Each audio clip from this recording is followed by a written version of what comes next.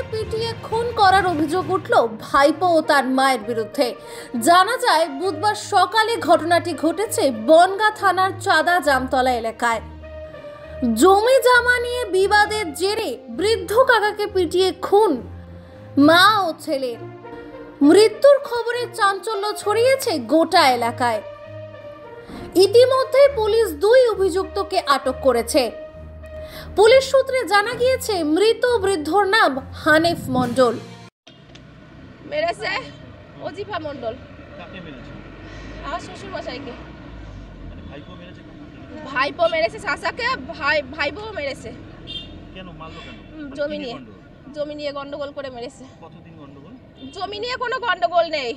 ও আমিন নিয়ে এসেছে, ওর জায়গা সীমানা ভাগ করে নিয়েছে, নিয়ে আমাদের জায়গার দিকে ও পোটে বানাবে বলে হচ্ছে কিনা ইট সাজিয়ে পোটে করতে যাচ্ছিল। আমার শ্বশুর গিয়ে বলাতায় আমার শ্বশুরই ধরে মেরেছে, ইট দিয়ে মেরেছে আর হাতুড়ি দিয়ে। মা ছেলে মেয়ে, হ্যাঁ বুকে মেরেছে, বুকে। তারপরে ইট দিয়ে বুকে মেরেছে। আমার শ্বশুরের যখন অবস্থা খারাপ হয়ে গিয়েছে আর আমার ছোট শাশুড়ি এসেছে, আমরা সবাই ধরাধরি করে নিয়ে এসে চেয়ারে এক জায়গায় বসিয়েছি।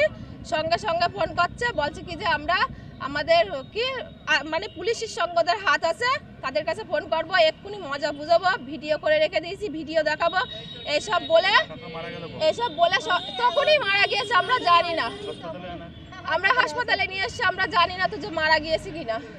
আমার এই হসপিটাল থেকে বাড়ি গিয়েছি, আমার ছোট শাশুড়ি দেখে বলছে কি যে ও হসপিটালে যাওয়ার আগে হাতটা এরকম করে শক্ত করে ধরেছিল, তখনই মারা গিয়েছে।